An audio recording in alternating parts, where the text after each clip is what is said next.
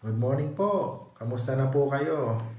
I hope and I pray na kayo ay nasa mabuting kalagayan at patuloy na pinagpapala ng ating Panginoon. Napakabilis po talaga ng araw. Ngayon po ay February 9, 2024, Friday morning. Isa na namang edisyon ng morning devotion ng ating matutunghayan mula po dito sa Crossroad United Methodist Church. Ang aking po ibabahagi sa inyo ay makikita natin sa Matthew chapter 5 verse 43 to 44. Ganito po ang sinasabi. Narinig ninyong sinabi, ibigin mo ang iyong kapwa at kamuhian mo ang iyong kaaway. Ngunit ito naman ang sinasabi ko. Ibigin ninyo ang inyong mga kaaway at ipanalangin ninyo ang mga umuusig sa inyo. Ano po kaya ang gagawin natin kung merong mga tao na nagpaparana sa atin ng puot, ng galit at ng hinanakit? Ano po yung magiging reaksyon natin? Dito po sa ating morning devotion sa umagang ito ay napakaganda po tungkol sa pangyayari sa buhay ni Haring David na kung saan ay merong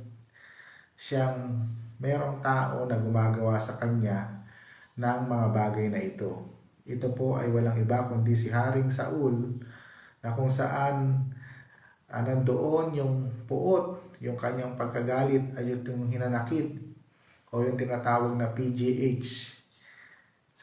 Subalit sa kabila ng lahat ng ito, ano po kaya yung naging reaksyon ni Haring David nung kapanahonang iyon? Nasunod ni Haring David ang sinasabi ni Jesus sa Matthew chapter 5 verse 43 to 44. Na ang wika ng ating Panginoon, narinig ninyong sinasabi, ibigin mo ang iyong kapwa at kamuhian mo ang iyong kaaway. Ngunit ito naman ang sinasabi ko, ibigin ninyo ang inyong mga kaaway at ipanalangin ninyo ang mga umuusig sa inyo. Tunay nga, mga kapatid, na tanging ang pag-ibig ang maaring lumupig sa puot, sa galit at hinanakit. Sa kasaysayan ni Haring David, hindi niya pinabayaan na siya ay madaig ng puot, ng galit at ng hinanakit, bagkus ang iginanti niya sa mga ginagawa sa kanya ni Haring Saul noong kapanahonang iyon ay walang iba kundi ang pag-ibig. Nang ang mga balak ni Haring Saul na pagpapatay kay David ay nabigong lahat, tinangka niyang gamitin ang kanyang mga anak na sila Jonathan at Michal upang ipapatay si David. Ngunit kabaliktaran ang nangyari. Minahal siya ng dalawang ito at siya ay iniligtas sa tiyak na kapamakan. Mga kapatid, ang pag-ibig ay lubusang makapangyarihan sa lahat. Na paglulubag nito ang nag-aalab na puot, galit at hinanakit. At nagpatatagumpayan ang mga masasamang layunin nito.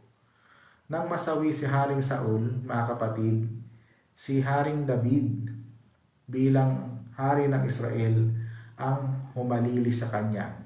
Dahil sa kanyang kabutihan, dahil sa kanyang pagiging matuwid sa harapan ng Panginoon, siya ay pinagpala ng Diyos.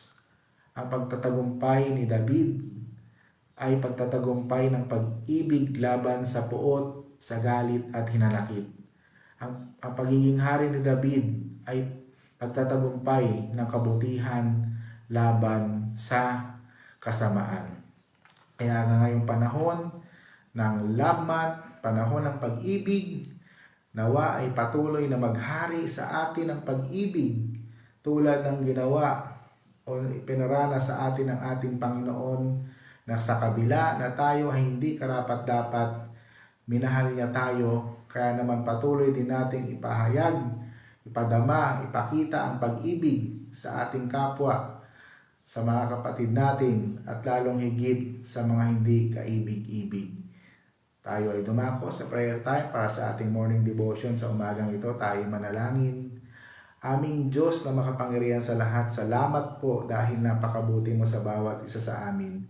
Muli mo na naman kaming ni-remind tungkol sa iyong pag-ibig sa bawat isa sa amin, sa pamamagitan ng buhay ni Haring David, na sa kabila na siya ay